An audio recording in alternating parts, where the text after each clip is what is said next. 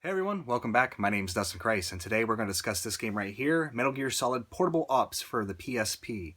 Not available on PSN. I really wish it was, because that's how I got Peace Walker, and I'm going to be starting that one up after I get done talking about this. But had to go searching for this one online. Luckily, copies are plentiful, but unlucky for me, I picked up this thing first. Because I figured, oh, whatever. They probably made a enhanced version. I should get that. No, do not buy this unless you just want to play the Metal Gear Solid Online whatever thing on here. This is an online standalone. This does not have the original game. Whoops. So anyway, then I had to go pick this up, and as you can see, it's a greatest hits. But yeah, I'm getting over that. I don't really care anymore. I don't care about that ugly red. It doesn't bother me. But anyway, this is one that people were telling me to skip. A lot of people were telling me, it's skippable. Don't play it. Don't waste your time with it. But I gotta tell you, I'm glad I did, because while this game might be skippable for its gameplay and things like that, I think it's absolutely necessary from the storyline perspective, because this is really where Big Boss, that light switch goes off, and he kind of gets that idea of Outer Haven. And even with the gameplay, it kind of becomes integral in that.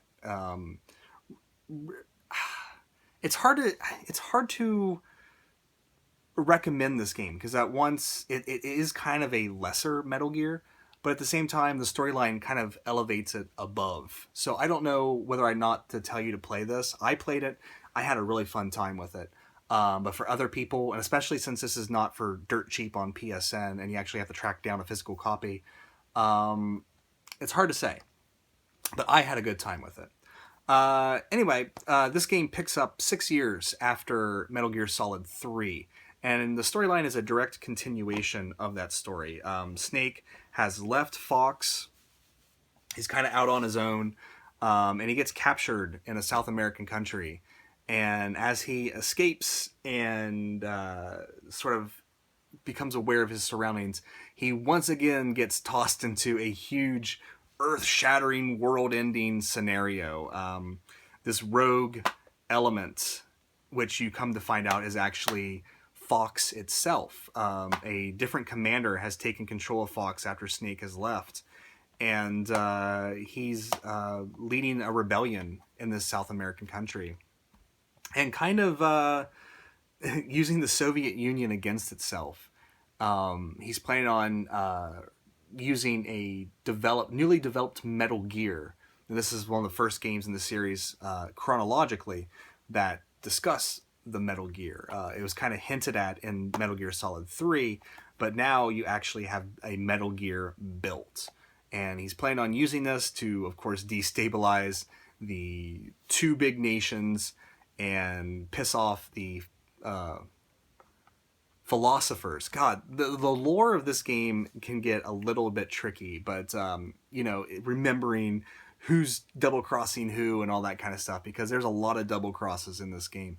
But yeah, he has to stop this Metal Gear from destabilizing the world again, and the storyline, I think, is. I mean, the characters are maybe not as memorable as other Metal Gear characters, but at the same time, like the overarching storyline and what it leads to, I think this is like the perfect coda to Metal Gear Solid 3. And it is a bridge storyline. It's a storyline that doesn't really have a beginning and kind of doesn't really have an end, but it's connecting two pieces of a puzzle.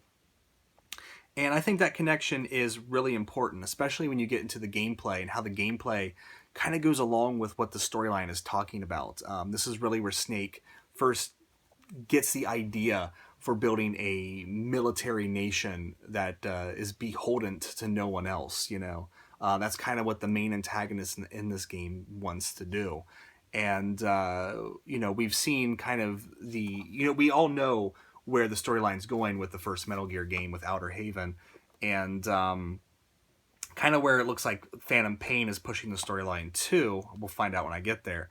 But yeah, that whole aspect I thought was just brilliant, how they sort of gave Big Boss that idea. And the gameplay just kind of worked really well into it as well. But like I said, characters maybe not as memorable as the other ones, but that the over the overarching idea of the storyline, I think, is really important and really integral to the story.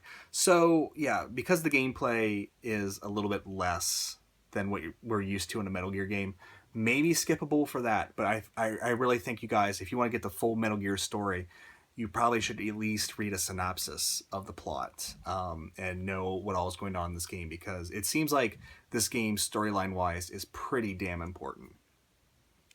Gameplay wise, this is the tried and true Metal Gear stuff that we all know and love. It's been scaled down a little bit for the PSP, but not drastically. I was actually really surprised at how similar the gameplay experience was with Snake Eater when I played on my PS2. And it's still like a testament to how awesome the PSP really was, because I keep getting this idea that the PSP is nothing more than a portable PlayStation 1. But really, this thing kind of gets close to a PlayStation 2 in some regards. Um, but anyway, if you've played, Metal Gear Solid, any of the other Metal Gear Solids, maybe like Solid 2 or Solid 3, and you go right into this game, you'll have absolutely no problem controlling the characters, doing the things you know how to do. The only issue is the thumbstick for the PlayStation, for the PSP. It's a little difficult to aim with it. It took me a long time to really get a feel for aiming with that little thumb nub, but eventually I got it. The camera is controlled by the D-pad, so that could be a little hard too when you're trying to sneak around corners and not get seen. But lucky for you, this game is rather forgiving in its stealth.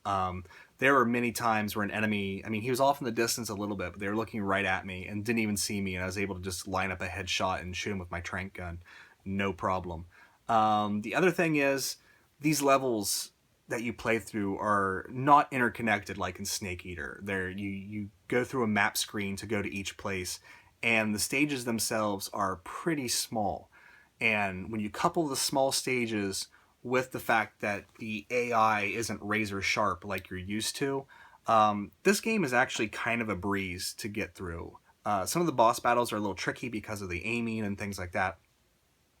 But for the most part, you're going to be barreling through these missions, and that's a good thing, because while the gameplay may not be as good, the storyline is really good. So, if you're playing it just for the storyline, there you go. Helping you in this is the fact that Snake is not alone. You can actually recruit a bunch of the enemy characters, and how you do this is by putting them to sleep or knocking them out and dragging them back to your truck that's at the beginning of the level. As you recruit more people, more options are open to you, and you can even put some of these soldiers in your team with you. This is really helpful for a lot of reasons. One, you can move these other troops forward and have them hide, and then all you have to do is drag the bodies back to these other troops, get on your radio, call Campbell. Ooh, spoiler, there might be a character we all know. Call Campbell, and then these troop members will take them back to the truck for you, and you don't have to drag them all the way back to the truck. Also, really helpful is recruiting these enemy characters. These guys blend in so much better to the surroundings than Snake does, and you're going to be using these other characters a lot more than Snake. I barely use Snake in this game because I was all about just getting through the level and just get through the level, get to the next story segment. And the fact that you can play as these enemy soldiers, and as you're walking around these levels, as long as you don't do something stupid, they won't even bother you. Like, they just think you're another soldier. So that's really nice because, it almost makes me feel like they were thinking, hey, maybe people just want to play this for the storyline and not necessarily the stealth aspect. So really helpful in that regard, and really makes the game, I don't want to say better, because in a lot of ways it makes it like the gameplay worse, but it makes it better because if you're just here to experience the storyline, you can breeze right through this game. It took me about 15 hours to beat this game, but I probably could have beat it in 10 if I wasn't so addicted to capturing soldiers. For some reason, I got super addicted. Like, every time I put a soldier to sleep, I would want to drag him back to my truck because it seemed like a waste to not. because you can assign these soldiers to different things. You can assign them to the sneak teams, which you can have up to 4. Why would you want to have multiple teams? Because in between the missions, your characters don't really regain health or stamina. So if you wanted to, you could have one team set out, do a mission with another team, and then let their health and stamina regenerate. So that's nice. You can also put them on spy teams, and these spy teams will kind of look out on the areas that are available, and they'll if you have a cartographer in there, they'll make the maps better. They'll find like hidden weapons that you can go in and then procure.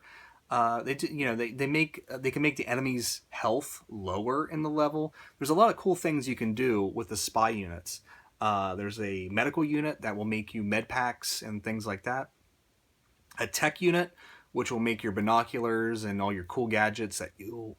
Sorry, my throat's starting to close up. All those cool gadgets that you'll never use in the game because the gameplay is so simple and easy. What else is there? There's another team that you can put people on. Oh, well, you guys get the idea. So the more soldiers you collect, which all these soldiers have different attributes and different skills and things like that, the easier the game gets because you'll have more resources at your disposal. So I got super addicted to that. But other than that aspect, which that aspect really ties in well with that storyline of creating a nation of soldiers, because you can it's kind of reinforcing what the storyline is already doing. So in that regard, I really like this game. I really think that the gameplay and the storyline tie in together very well. Aside from the fact that you don't need to be particularly stealthy with the gameplay. But other than that, it does. It feels like another Metal Gear game, just, not so dumbed down by the fact that it's on a portable. It actually feels pretty close to the console experience, so I do have to give it that. But, like I said, you can barrel through these levels relatively quickly. It doesn't have that same sense of challenge that maybe Snake Eater had. So maybe from the gameplay aspect, it could be considered skippable, but not from that storyline aspect. Graphics, man. I'm continuously impressed by the PSP. I really think that the PSP didn't really get its moment to shine. And I feel that way with the Vita, too. Like, the Vita is just... it's not given its chance to shine. There are a couple games like Birth by Sleep and this game that really make me think, gosh... the things they could have done with that system, because this game looks absolutely gorgeous for a PSP game. Like, I was continually impressed because I keep thinking, again, that it's a portable PlayStation 1, but, I mean, the game looks pretty close to a PlayStation 2 game. And that was really impressive to me. I mean, every now and then you'll see, like, some shortcomings in the graphics, like the fact that tires are hexagonal and not circular. Whenever you go in the first person mode and you pull up your gun, the character's hands look really weird. But for the most part, I was really impressed by the graphics. Especially the cutscenes. They did the cutscenes in a very interesting way.